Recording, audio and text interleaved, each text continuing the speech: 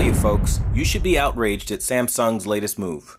This Samsung QN90C 55-inch that you're looking at right now is showing Jurassic World, and the black levels, as you can tell, are absolutely disgusting. They're abysmal. Now, this is a historic low for the QN90 series, the QN9 series. Typically, this was, for all intents and purposes, a flagship premium experience that once you buy it, you could expect pretty awesome quality. And over the last few years, it's been getting worse. I've been documenting that it's been getting worse, and now we're at a historic low point. The historic low is that last year, this was a VA panel. This year, it is an IPS panel.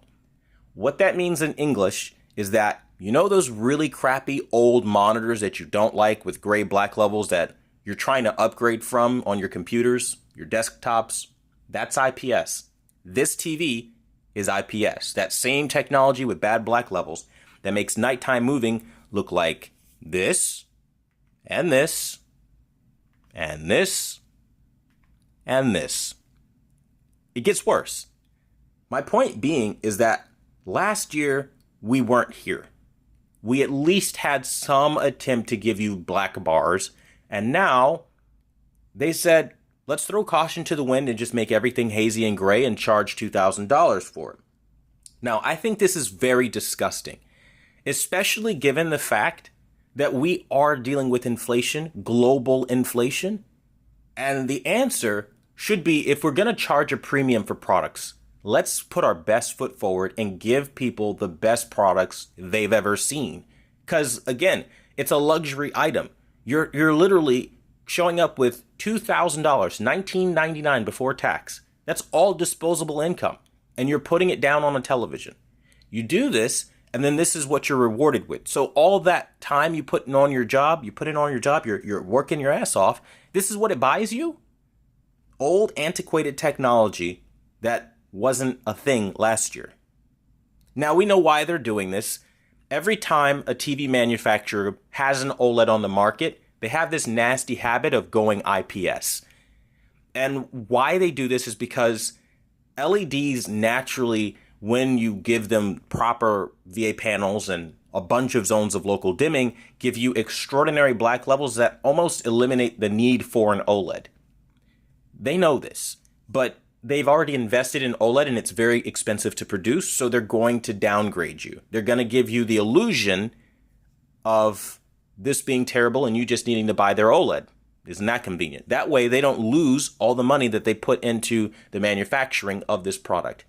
All this is about at this point, Sony is doing it, LG is doing it, and now Samsung is doing it. What this basically means is within the next couple of years, LED televisions are going to be seen as a budget consumer thing because TCL and Hisense are pioneering that field right now. Sony, Samsung, and LG basically have dropped out. And right now, you're just paying for an entry-level panel and you're paying for their name brand alone. You aren't paying for anything else, and let me make that abundantly clear. For the ones in the back that genuinely believe in these brands, you are only paying for their name. Because when you have quality this bad with their name on it at $2,000, you're just paying for a name. Because if you went with a TCL, for example, let's go with one of their lower tier models, the S546. You would never see a picture this terrible, ever. If you go with a Hisense U8G, or maybe one of the newer U8 series this year, you will never see a picture this bad. Now, to be fair, I haven't seen this year's Hisense just yet. But if it's anything like the last, 3 or 4, it won't look like this.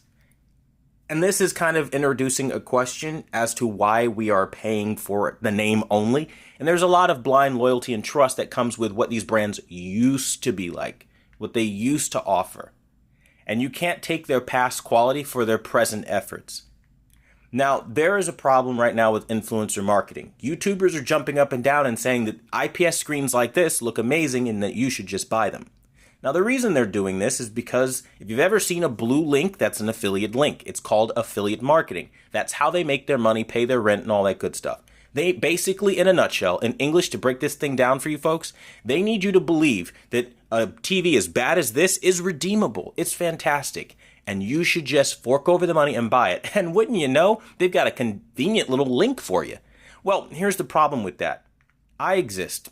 And I'm crowd and self-funded, so I don't have to lie or sell out for interviews, for invites to events or any of that. I'm going to tell you straight up, because this channel is sponsored by viewers and not special interest groups, right? So I get to tell you, hey, guess what? There's no lobbying here on Quantum TV to get anything one way or another for a manufacturer. These TVs are performing poorly year after year after year. And I'm pretty much the only person that does this because there's no money in it. There just isn't, right? And people will kind of go the way of making money on YouTube more than being honest. And I'm doing this because I genuinely think there is something so criminal about charging people $2,000 for a 55-inch that's rocking IPS panel technology, which is outdated old technology, and they're slapping a premium on it when you can literally buy an OLED from LG, whether it's the B2 for $1,200, the A series now, that's like $800.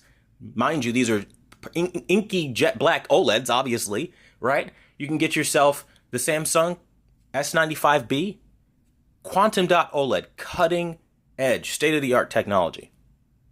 And then here they are charging $2,000 for literally a potato. My message is simple.